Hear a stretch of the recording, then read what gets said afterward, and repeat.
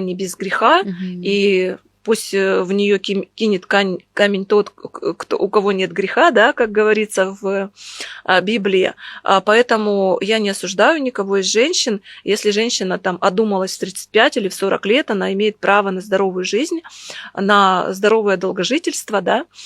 Конечно, помочь женщине можно всегда, в любое время, в любой момент.